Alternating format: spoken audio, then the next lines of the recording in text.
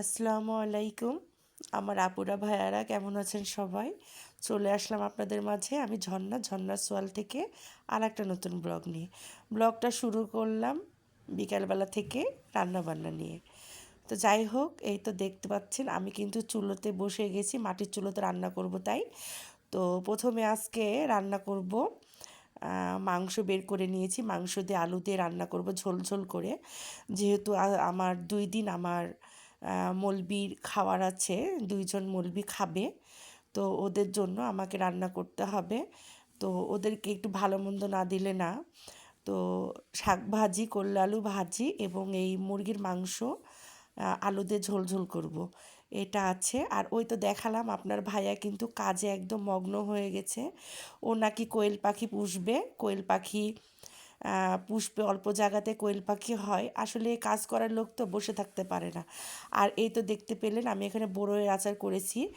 ননদ আবার কিছু বড়ই আমাকে দিয়েছিল, তো ওগুলা আমি ভালো করে শুকিয়ে নিয়েছিলাম। শুকিয়ে ওটাকে আবার অল্প করে একটু সিদ্ধ করে একটু মশলা টশলা দিয়ে রেখে দিলাম। ওটা শেষ হয়ে যাবে, বাচ্চারা যখন খাওয়া শুরু করবে ওটুকুও থাকবে না। আর কিছু চালটা ফ্রিজে ছিল, ওটা বের করে নিয়েছি, ওটাও আমি কালকে আচার বানাবো। তো যখন আমি আচার তৈরি করব আপনাদের মাঝে অবশ্যই শেয়ার করব। এখানে টমেটো সালাদ করেছি। এই টমেটোটা আমাকে আবার আমার এই পাশে থাকে ভাগ্নি, ওই আবার দিয়ে গেছে। এখানে ভাত ছিল ভোর রাতে, সেরি খাওয়ার পরে যে ভাতটুকু ছিল এটুকু ভাত আবার ভেজে নিলাম। আর এখানে বেগুনি ভেজেছি, আর এই তো পেঁয়াজু। তো তোমরা বলবা যে পেঁয়াজু টিয়াজু এত করে ভাজেন। আসল কথা কি, আমি যখন ইফতারি দিই আমার বাসায় তখন কিন্তু অনেকগুলো ডাউল বাটা রয়ে গেছে। সেগুলো তো না খেলে না, এখন প্রতিদিন একটু একটু করে বের করে করে আমি এইভাবে পেঁয়াজু বানিয়ে দিচ্ছি আমার ছোটো মেয়েকে। আর এই তো দেখতে পাচ্ছ কোয়েলের ডিম, সেদিন ননদ কোয়েলের ডিম দিয়েছিল, ওই ডিম কয়টা আমি আবার সিদ্ধ করলাম। আর এই তো দেখো আল্লাহর রহমত, আজকেও আমার ঘরে চলে এসছে, কিছু করার নাই। আজকে পাশের আরেকটা ভাবির বাসা থেকে ইফতারি চলে এসছে আমার বাসায়। তো এই গ্রামের বাসায় কিন্তু এভাবে ইফতারি দেয়। খিচুড়ি তো থাকবেই, হয় বিরিয়ানি না হলে খিচুড়ি, এটা থাকবেই। তো সব কিছু মিলিয়ে আল্লাহর রহমত, আল্লাহর রিজিক আমার জন্য লিখেছিল বলে এসছে আমার কপালে। তো তোমাদের ভাইয়া চলে গেল মসজিদে ইফতারি করে, সে বাসায় করে না। আর আমার এদিকে রান্নাটা কিন্তু কমপ্লিট হয়ে গেছে। আমি আলু দিয়ে মাংসটা একটু ঝোল ঝোল করেছি, যেহেতু সেহরির জন্য দুইজনা হুজুর এবং আর একটা ছেলের জন্য আমাকে রাত্রে সেহরি খাবারটা দেওয়া লাগবে। তো আমি সেজন্য এটা মাংসটা রান্না করেছি। আরও শাক ভাজি, করলা আলু ভাজি আছে। আর তোমাদের ভাইয়া এখানে একটু শরবত বানিয়েছে, সেটা ওই নিয়ে গেছে, আমার জন্য একটু রেখে গেছে। যেহেতু আমার দেরি হয়ে যাচ্ছিলো, তাড়াহুড়া করে ও সে বানিয়ে চলে গেছে।